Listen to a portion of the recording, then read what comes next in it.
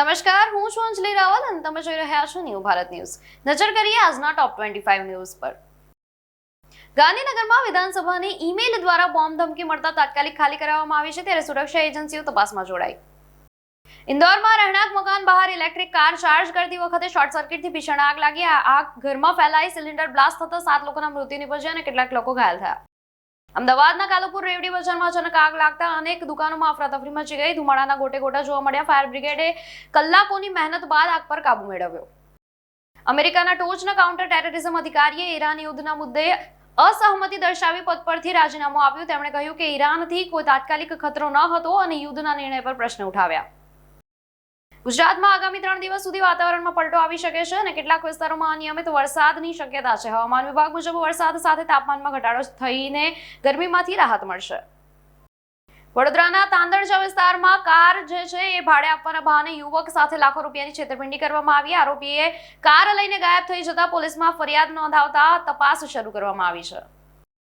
અમદાવાદમાં કોમોવાઈ કાફેમાં ગાર્લિક બ્રેડમાં મરેલી માખી મળતા ગ્રાહકે હોબાળો મચાવ્યો છે. રેસ્ટોરન્ટ મેનેજમેન્ટે માફી માંગી અને ઘટના બાદ કાર્યવાહી કરવાની ખાતરી આપી. ડાકોરના રણછોડરાયજી મંદિરમાં ધજા ચડાવવાની પ્રથામાં ફેરફાર કરવામાં આવ્યો છે, જેમાં ભક્તોને નવી વ્યવસ્થા મુજબ ધજા ચડાવવાની તક મળશે. મંદિર ટ્રસ્ટ દ્વારા લેવાયેલા આ નિર્ણયથી ભક્તોમાં ખુશી જોવા મળી રહી છે અને નિયમોમાં સ્પષ્ટતા કરવામાં આવી છે. બનાસકાંઠાના થરાદ વિસ્તારમાં ચૌધરી સમાજે યુવતીને પરત લાવવા મુદ્દે વિરોધ પ્રદર્શન દર્શાવ્યું છે, ત્યારે પરિવારજનોએ દીકરીને પરત લાવવા માંગ સાથે રોષ વ્યક્ત કરી પોલીસ અને તંત્ર પાસે કાર્યવાહી કરવાની માંગ કરી છે. બીસીસીઆઈ સેન્ટ્રલ કોન્ટ્રાક્ટમાં ફેરફારની ચર્ચા જે છે ચાલી રહી છે, જેમાં જસપ્રીત બુમરાહ જેવા ખેલાડીઓના ગ્રેડમાં બદલાવ થઈ શકે છે અને બોર્ડ પગાર માળખું ફરી ગોઠવવામાં વિચારણા કરી રહ્યું છે, જેથી ટોપ ખેલાડીઓ છે એમને યોગ્ય લાભ મળી રહે.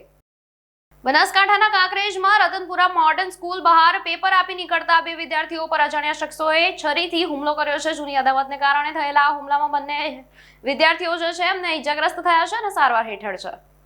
સાબરકાંઠામાં નકલી ઘી બનાવતી ગેંગનો પર્દાફાશ કરતા મોટી માત્રામાં શંકાસ્પદ ઘી જપ્ત કરવામાં આવ્યું છે, ત્યારે ફૂડ વિભાગે કાર્યવાહી કરીને નમૂનાઓ જે છે એની તપાસ માટે મોકલી દીધા છે અને તપાસ શરૂ કરવામાં આવી છે.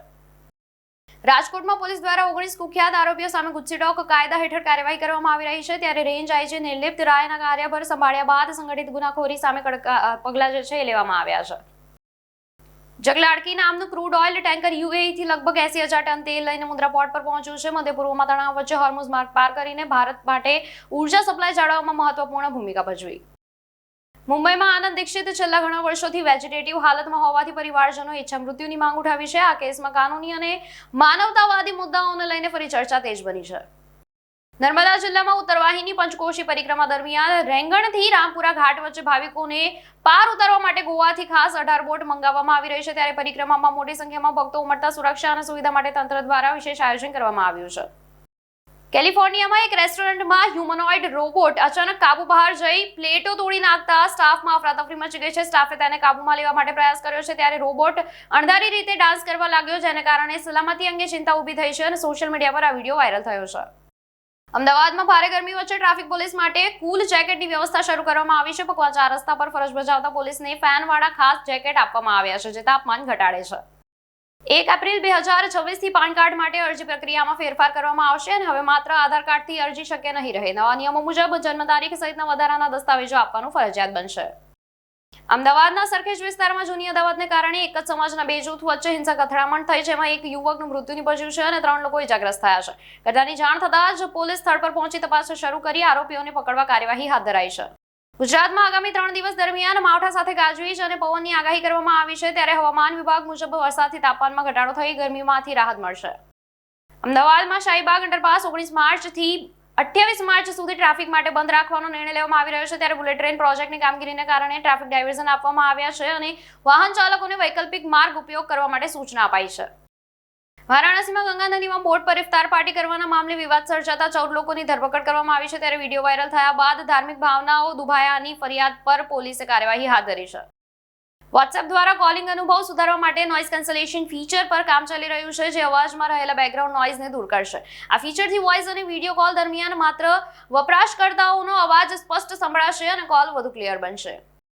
યામાહાએ 2026 TCT 300 સ્કૂટરમાં વિશ્વનો પહેલો એરબેગ સિસ્ટમ રજૂ કર્યો છે, જે ખાસ કરીને ફ્રન્ટ ટક્કર સમયે રાઇડરની સુરક્ષા માટે કામ કરે છે. આ 292 cc એન્જિન વાળો આ વ્હીલ સ્કૂટર અર્બન યુઝર્સ આ 3 વ્હીલ જે છે 3 વ્હીલ વાળો સ્કૂટર અર્બન યુઝર્સ માટે બનાવાયો છે અને સલામતી માટે આ જે મોટો સુધારો છે માનવામાં આવી રહ્યો છે.